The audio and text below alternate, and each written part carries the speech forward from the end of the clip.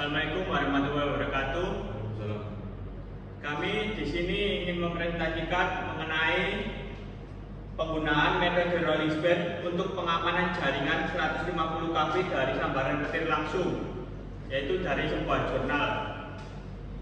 Yang pertama, saya Angga Briaja dengan NIM 2085. Dan yang kedua saya Mas Daniel Fiansyah dengan NIM 2020.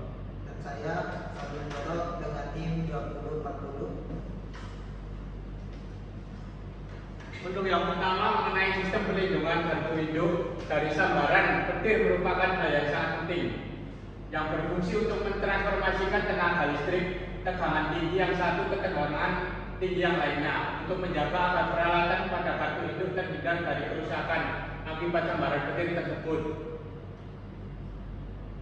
Untuk arus dan sambaran petir langsung yang terjadi diamankan dengan cara menyalurkan arus petir ke tanah dan menghilangkan arusnya dengan waktu yang singkat.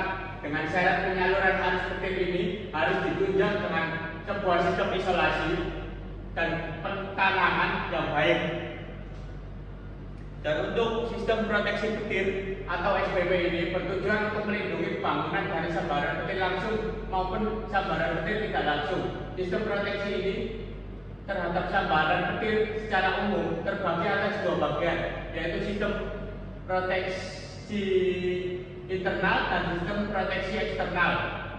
Untuk sistem proteksi internal yaitu instalasi alat proteksi yang dipasang untuk mencegah terjadinya kerusakan pada peralatan listrik dan elektronik dari bahaya gelombang petir dan radiasi elektromagnetik. Untuk yang pertama ada langkah-langkah penelitian ini, yaitu yang pertama menentukan nilai radius corona, yang kedua menentukan impedansi surya dengan corona, ketiga menghitung arus sambaran kritis, keempat jarak sambaran petir, dan yang terakhir yaitu meningkatkan tinggi optimum tiang penangkal petir dan jarak antar dua kawat tanah. Berikut ini contoh desain perlindungan dengan metode rolling bed. Untuk profil gardu induk 150 kV di Wonosari itu seperti ini dengan tegangan nominal 150 kV, build 650 kV, diameter 33,3, tinggi konduktor 12,5, konduktor radius 0,017, tinggi kawat tanah 17,8, dan yang terakhir ada jarak antar kawat tanah yaitu 24 meter. Yang cara pertama yaitu menentukan nilai radius corona dari konduktor RC. Dengan persamaan dapat dihitung besarnya radius corona dari konduktor, yaitu dengan RC sama dengan ln 2XH per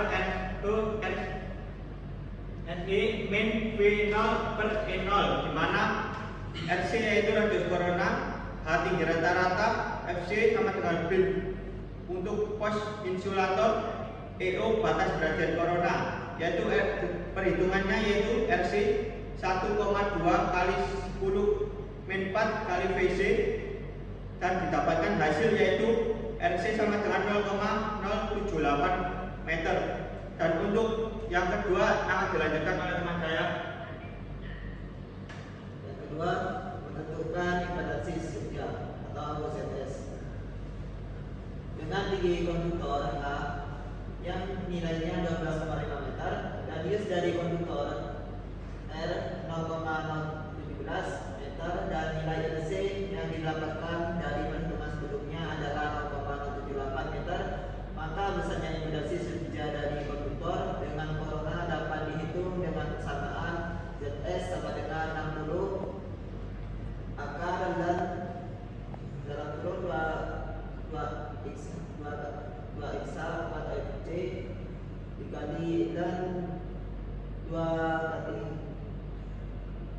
H 4R sama dengan 60 akar dan 2 kali 12,5 per 0,078 dikali dan 2 dikali 12,5 per 0,017, hasilnya 389,2 ohm. Jadi besar impedansi surya dari konduktor adalah 389,2 49,2 volt. Yang ketiga, menghitung arus sambaran kritis atau IS. Di mana bil untuk gandum induk 150 kV sama dengan 650 kV dengan menggunakan persamaan IS sama dengan 2,2 dikali bil per ZS. IS sama dengan 2,2 dikali 650 per 389,2 sama dengan 3,67,4. Yang keempat, menghitung jarak sambaran S. Dengan jarak sambaran yang akan menjadi spare radius dengan menggunakan persamaan S sama dengan 8 dikali K kali IS pangkat 0,65, di mana nilai K sama dengan 1,2 untuk tiang menatap petir. S sama dengan 8 kali 1,2 dikali 3,67 pangkat 0,65 sama dengan 22,38 meter. Untuk yang kelima, perhitungan tinggi tiang penangkal petir. Yang pertama sebelumnya dapat dihitung dengan P, di mana P adalah jarak horizontal maksimum dari tiang ke sebuah objek yang dilindungi dengan tinggi A. Dari sambaran petir langsung berdasarkan data didapat bahwa tinggi objek yang akan dilindungi adalah 12,5 meter yang merupakan tinggi konduktor. Sebagai catatan, ketika mendesain perlindungan terhadap sambaran petir langsung pada gardu induk direkomendasikan berdasarkan pada parameter dan dari tiang tertinggi yaitu 30 meter. A sampai 30 meter, A sama dengan 12,5 meter. Proteksi dengan dua tiang penangkal petir. Berikut contoh proteksinya.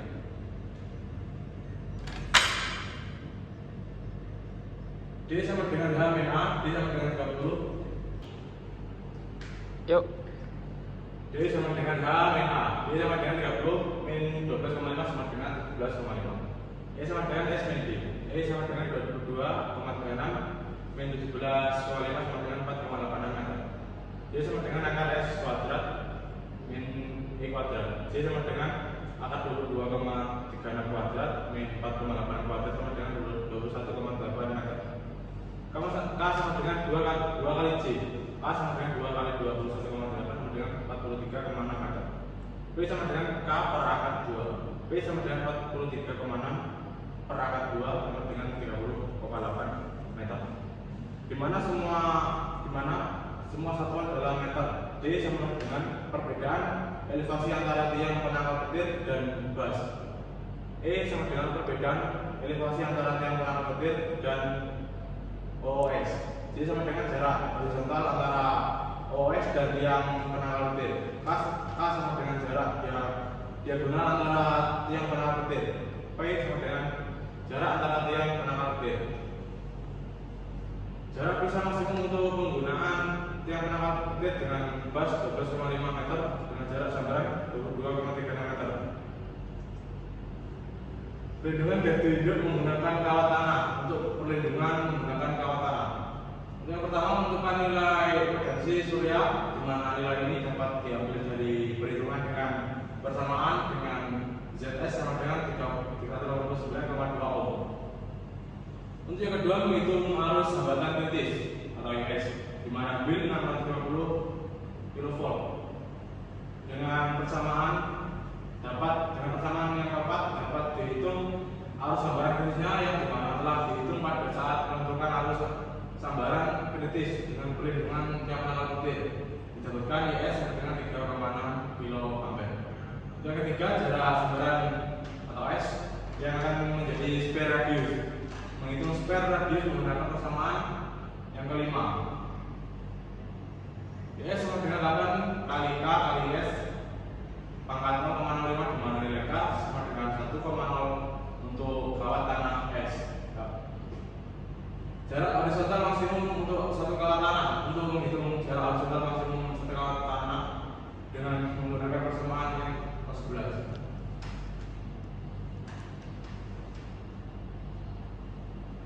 S sama dengan akar S kuadrat min S min H kuadrat.